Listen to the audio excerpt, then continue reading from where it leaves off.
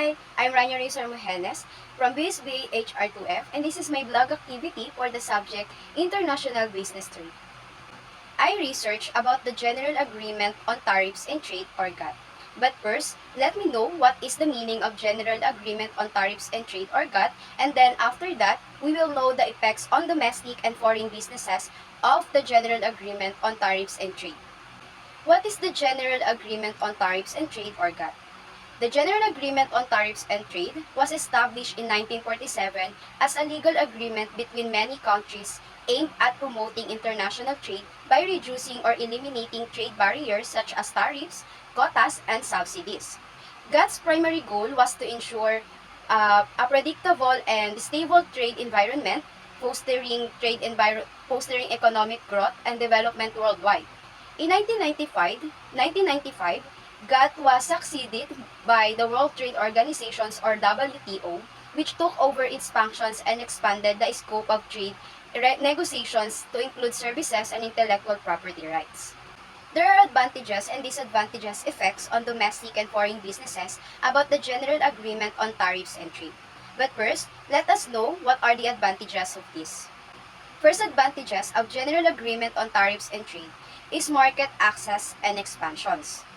General Agreement on Tariffs and Trade, or GATT's reduction of tariffs and trade barriers allows foreign businesses to enter new markets more easily, promoting international expansion and increasing revenue potential. For domestic businesses, the access to a wider range of imported goods and services potentially leads to improved productivity and innovation.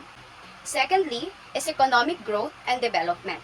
By fostering a more open trading environment, General Agreement on Tariffs and Trade encourages economic growth, benefiting multinational corporations with diversified market presence. Countries that adopt GATT or General Agreement on Tariffs and Trade principles can experience economic growth, creating a more robust domestic market for local businesses. Third advantages is efficiency and competitiveness. Lower trade barriers lead to increased competition, encouraging foreign businesses to innovate and improve efficiency to remain competitive. This also pressures domestic companies to enhance their products and services to compete with international firms, fostering a more competitive market environment. And last advantages is dispute resolution. General Agreement Tariffs on and Trade establish mechanism for resolving trade disputes, providing a stable and predictable environment for international business operations. For domestic businesses, access to a formal dispute resolution process helps address trade conflicts with foreign partners more effectively. And now, let us know what are the disadvantages of General Agreement on Tariffs and Trade. First disadvantages is increased competition. Foreign firms face intensified competition from local businesses in their target markets, potentially affecting profit margins.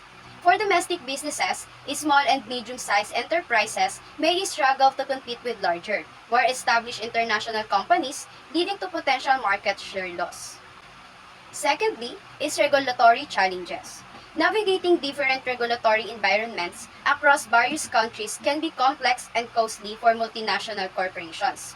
For domestic businesses, adapting to international standards and regulations imposed by trade agreements may pose challenges, especially for those with limited resources. Third disadvantages is trade dependency. Over-reliance on certain markets due to favorable trade terms can make foreign businesses vulnerable to economic fluctuations in those regions. Increased import competition can harm certain domestic industries, leading to job losses and economic instability in those sectors. And last but not the least is sovereignty and policy constraints.